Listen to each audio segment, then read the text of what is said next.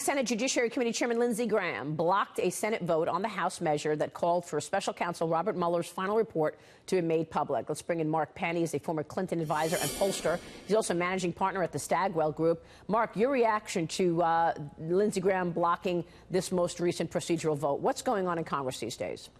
Well, first of all, not much is going on in Congress these days. There's a lot more show votes than there are real votes on the matters that people want done. But I think Senator Graham here was really saying, yeah, I want the Mueller report to be transparent, but I also want a second independent counsel to be appointed to investigate what was going on with the FBI and the DOJ during all of these investigations.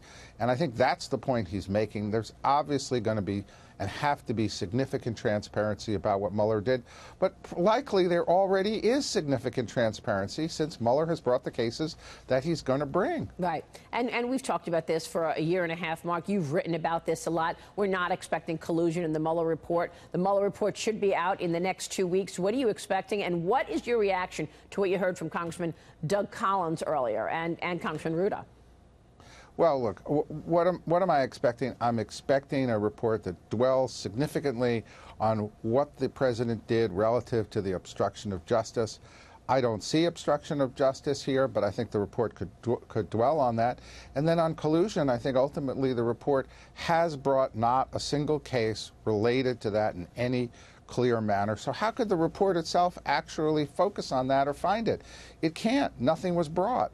So I think we know the conclusion, and we know also increasingly as these transcripts come out that the underlying foundation for this investigation never really existed, that the Steele dossier was never verified and never should have been the basis for this, and the firing of Comey that triggered the independent counsel also had no basis in fact or law to create an independent counsel. Yeah, so the special counsel should never have been there in the first place, and we know how they handled the Hillary Clinton investigation.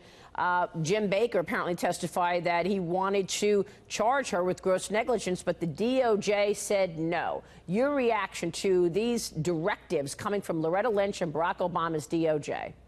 Well, the Lisa Page transcript really is quite stunning, because what Lisa Page is saying is that the Justice Department, before the investigation was really done, said that they were not going to prosecute.